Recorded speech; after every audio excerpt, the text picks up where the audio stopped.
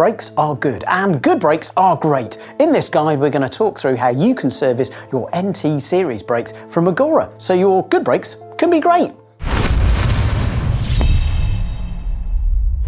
Here's the list of tools that you'll need to bleed your MT series brakes. First, you'll need a bleed kit. Magura make their own. We've got one from Park Tool. It's dedicated for mineral fluids.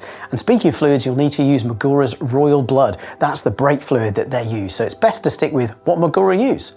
In terms of other tools that you'll need, well, you might be able to get away with just a T25. Magura cleverly designed their brake system just to use a T25 on the pads, on the lever, so you might be able to get away with it all the way across. You may, however, have to use a 5mm on your frame or on your fork.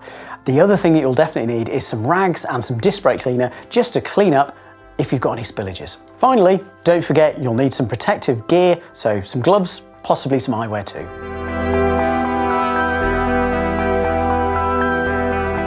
Royal Blood is a type of mineral oil, and unlike dot fluid, it is mostly less harmful, but it's not without complete risk. So make sure that you're wearing protective eyewear and gloves while you deal with it, and also make sure you dispose of it carefully. You'll have to check your local area to find out where you can dispose of it. As with many workshop tasks, a work stand is really useful. Actually, I'd almost say essential with these brakes, mainly if you're trying to bleed the rear brake, and that's because we need to get the caliper in line or at the same height as the lever. And if you're doing that with the wheels both on the ground, it's really hard. In a work stand, it's really easy just to maneuver the bike around to get a different position. To balance out the fluid later on in the bleed process, you'll need to remove your caliper. It'll just make it easier to raise it up or close to where the brake lever is. So depending on your frame and fork compatibility, you might need a 5mm or a T25. So we can take the caliper off nice and easily. Next stage is to take the pads out. So again, nicely, just a T25 tool is required here, so carefully take the pads out. Sometimes, because of the magnetic holding system to hold the pads apart, they can be a little bit fiddly to pull out, and sometimes you'll get a bit of metal detritus on the back where the metallic is, so just carefully wipe those down and put the pads safely to one side. If you're using the Magura bleed kit, you'll have some yellow travel spacers, as they call them. So they're a sort of pad spacer, but they're also a caliper spacer, and you'll need to insert them and then use the pad retaining bolt to hold them in place. I'm using the Park Tool one, so I'm going to use the 10mm spacer. Again, I've got a little slotted hole, so I'll slide these into the caliper and then put the pad retaining bolt back in to hold it sure. Depending on which fork you've got, you may need a tool to undo your hose clamp. I know some forks do. This Fox one needs a 2.5, so we're just going to take this off so we can put the caliper almost in line with the lever. Time to prep your syringes, or syringe and yogurt pot. I know this sounds a little bit complicated, but depending on which Magura bleed kit you've got, because I bought a couple in the past and they were different, you're going to have a slightly different solution. The main aim of the game is that we're going to fill one of the syringes with this Royal Blood, and we're going to drive it through the system up to the top.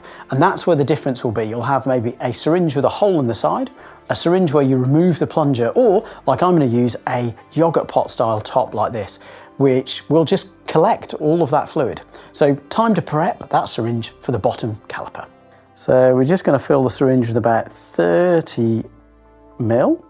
So I reckon that's about there. And this is the fluid that we're going to drive through. So I'm going to lock off that syringe. I'm just going to slide that down so I can get as much fluid and as little air into the system as possible. Okay, that's all prepped. Time to remove the front wheel just to reduce the risk of any contamination. We don't want any drips of the mineral oil on that rotor. Almost all set to do the bleed. We're going to reposition the brake lever so that this bleed port on the top of the lever is sitting as high as possible, and that'll help with the bleed process. Now we're going to attach the lower syringe, and I say lower because it goes on the caliper, but actually before we do, we want to raise the caliper body in line, if not a little bit higher than the lever, and that's to make sure that the fluid is going to be sort of in line with each other. Obviously with the front brake, this is really easy. With the rear brake, it's going to take a little bit of brain gym. So holding it upright, so we've got to keep this port here vertical, we're just going to undo it now and then attach the syringe. Depending on what bleed kit you've got, either the two versions of Magura that I know exist, so the syringe with a hole in it or the syringe where you pull the plunger out, or if you're using a Park Tool kit where we're going to put this yogurt pot with the correct adapter, the instructions are in the box, in the top here. Be really careful with your T25 because this small plastic bung is really good at sealing, but is quite fragile. So just be really mindful about when you undo it, just to be really careful. It's got a little seal on it already, so just make sure that when you're undoing it, that doesn't go astray. Okay, depending on which Magura bleed kit you've got, or if you've, like me, you've got the Park one, you're gonna need to attach this and make sure that the yogurt pot, as I'm calling it, is open. So make sure that your syringe, if it's got the hole, is correctly positioned so you're allowed fluid to flow, or if you've got the syringe with the plunger removed, make sure that plunger is removed, because now it's bleed time. I know, it's very exciting, isn't it? Okay, so we're gonna loop the caliper out. I was just storing it there, it's not part of the bleed kit, but make sure this hose is as low as it can be. We wanna make sure that any air that we push through can go up. Whereas if we've got a loop, there's a chance that you could get air trapped in there. The other thing related to that Magura state is that you must have the caliper vertically orientated. So with a front brake, it's fairly easy. We just got to hold it in our hand and we can move it around. With a rear brake, you're going to have to do a bit of brain gym to make sure that the caliper stays in a vertical position. So yeah, get your thinking caps on that. We've unlocked the syringe and we're going to just gently apply pressure to the syringe, pushing the fluid through the caliper and up through the hose. So make sure that the caliper stays in that vertical position, and also that our hose doesn't accidentally creep up. A little light pressure, and we should see the fluid and any air bubbles that are trapped in that system just push through up into that yogurt pot. There we go. So just gently pressurize it. You can see the fluid's actually pretty good. It's still really blue, so it hasn't seen lots and lots of high temperatures, which is good to see. As we get to just about sort of 2/3 of the fluid in the syringe used up, just stop. Make sure you hold the syringe and the caliper vertical, and then just cycle the lever. Now apply a little bit more pressure, and then cycle the lever again. So that's the bleed process essentially. We're going to cycle fluid from the syringe through the caliper, up through the hose and into the lever, and then cycling it back down through the system by cycling the lever. Just pulling on the lever a couple of times. You can pull a bit of negative pressure on this syringe as well, just be careful. Obviously it'll depend on which system you've got, either one of the two Magura options or this Park one. And be gentle, don't pull a wild vacuum on it, but you can just pull a little bit and it will pull the fluid through. Essentially the bleed process is over when there's no more bubbles appearing in this cylinder up here. The next task is to plug this. Now again, depending on which system you use, you're gonna have to use different technique. If you're using the syringe with no bung, well, you're gonna have to pop your thumb over the top to make sure no fluid escapes. If you're using the syringe with a hole in and the plunger still in, then you have to cover the hole to make sure that no fluid is released.